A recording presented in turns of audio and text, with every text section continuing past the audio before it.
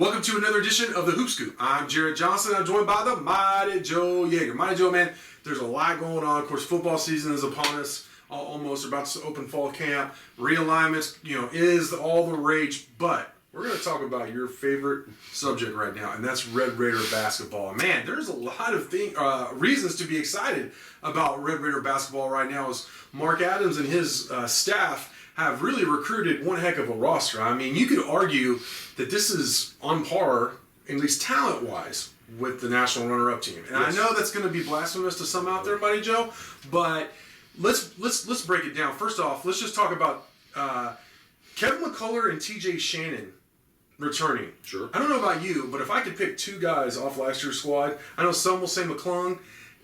I think in terms of a fit and obviously ability, those are the two guys I would have brought back. Yeah, and these are guys, I mean, it's cliche to say, well, you want guys who want to be here. Right. But those are a couple of guys that really do seem to me to be legitimate Red Raiders. Tech guys, yeah. These guys have some sort of an investment, kind of emotionally, in Texas Tech and Texas Tech basketball.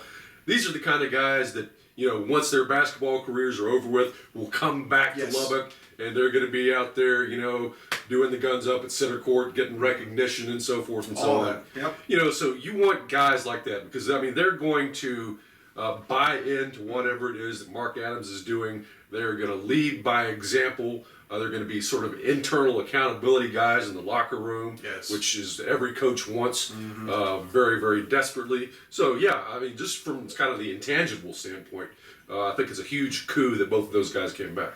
And with all these musical chairs of the players crisscrossing all over the country via the transfer portal and all that stuff, which is a video for another time. But to have two core guys with such ability returning, I don't think it can be overstated how important that is, based on what you were just out. Yeah.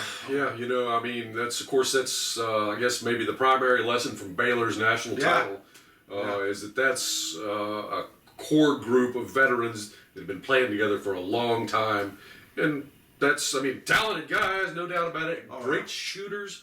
But just the fact that those guys knew each other so well and had that continuity and that and the team was integrated so well is what led to that national title. So anytime, the more of that stuff you can add to your program and your team, the better off you are.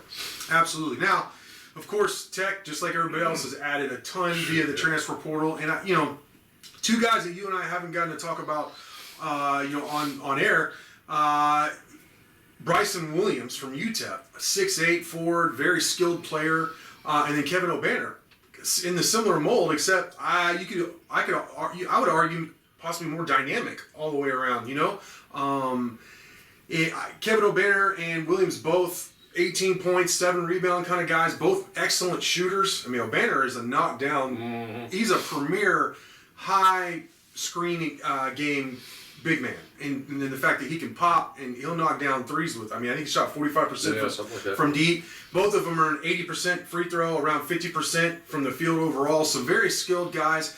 But Obanor also, what I really liked from just as a basketball fan watching Oral Roberts last year in the tournament is he could dominate in the mid post too.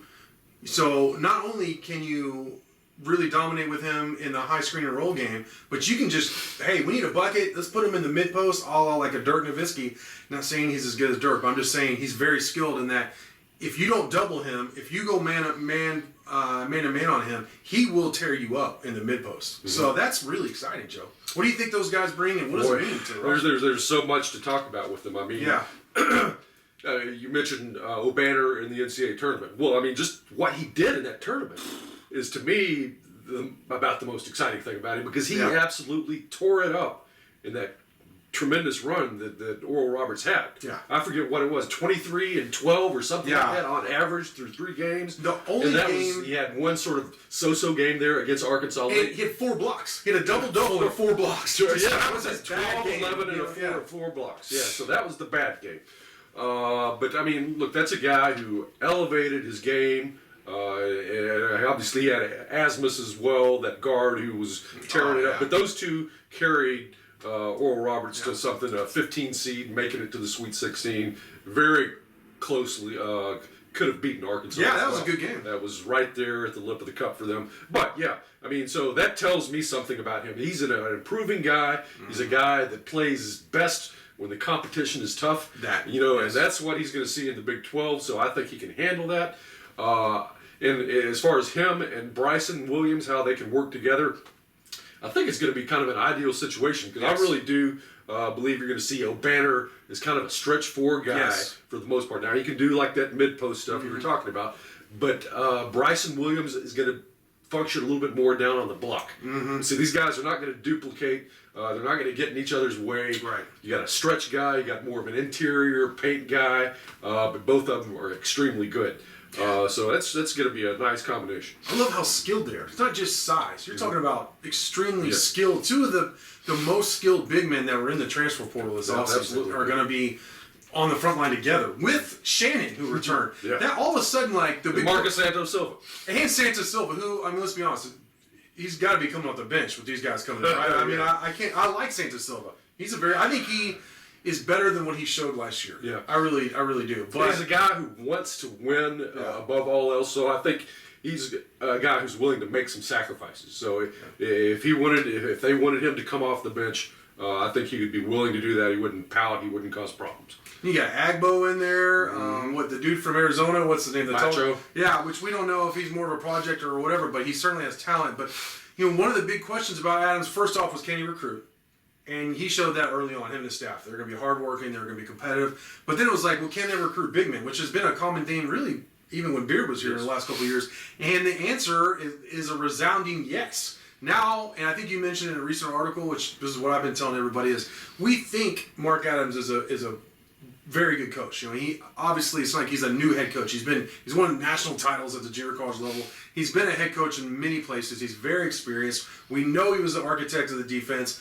But still, can he coach this Texas Tech team this year and make all the pieces work and all that? We don't know that. So, but we're going to find out, right, Joe? Yeah, absolutely. It's going to be fun to see. I think that Tech probably has more newcomers than any other team in the Big 12. If not, they're tied for first or something. Like 8 or 9 new guys, something like that. So, I mean, there's a lot of integration that he's got to do with this roster. And, look, he's going to be coaching against guys like Beard and Bill Self and Bob Huggins. And so, he has something to prove in that regard. Doing it at the JUCO level, winning a national title, that's great. But, he's stepping up big time in competition right here. And that's kind of what we've got to see is how he's going to match up coaching-wise with these great coaches. That is the question, really, for me. Yeah. But the good thing is, what I keep going back to is that he's been around Big 12 basketball for a long time now. And he knows those coaches inside and out. And he has played chess with them, so to speak, as a defensive coordinator and all that. So, anyways, he's prepared. He's prepared, and boy, I can't wait. I mean, obviously, I'm excited about football season, but man, November can't get here soon enough. It's going to be really exciting. So, Mighty Joe, great stuff from you as always. Thank y'all for watching, and until next time.